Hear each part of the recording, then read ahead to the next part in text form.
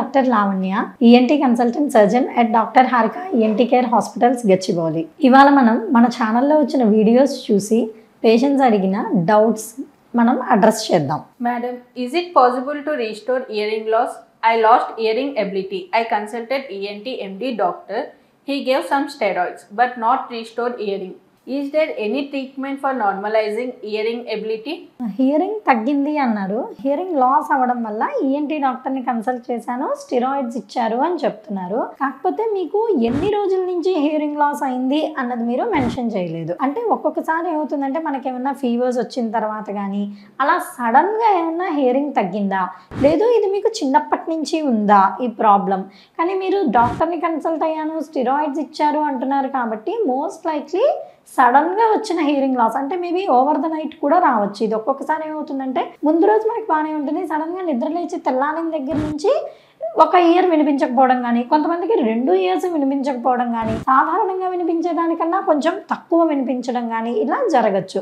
దీన్ని మనం sudden సెన్సోన్యూరల్ hearing loss అంటాం. సో దీన్ని మనం ఎలా డయాగ్నోస్ చేస్తామంటే ఫస్ట్ మీరు హియరింగ్ లాస్ అని వచ్చినప్పుడు మనం ఇయర్ డ్రమ్ ఎగ్జామిన్ చేసి ఇఫ్ ఇయర్స్ ఆర్ క్లీన్, ఇయర్స్లో ఏం ఇన్ఫెక్షన్ ఏం లేదు, ఇయర్ డ్రమ్ నార్మల్గా ఉంది అన్నప్పుడు ఒక ఆడియోమెట్రీ చేయిస్తాం. అది మనకి ఆడియోమెట్రీలో కనుక హియరింగ్ లాస్, సెన్సోన్యూరల్ హియరింగ్ లాస్ అన్నది కనుక వచ్చినట్టయితే అప్పుడు దాన్ని మనం సడన్గా వచ్చిన దాన్ని సడన్ సెన్సోన్యూరల్ హియరింగ్ లాస్ అని డయాగ్నోస్ చేసి అది నరం బలహీనత వల్ల వస్తుంది మనకి. అంటే అది ఎందువల్ల నరం బలహీనపడింది అంటే ఇడియోపాథిక్, అంటే వితౌట్ ఎనీ రీజన్ కూడా ఇది జరగచ్చు.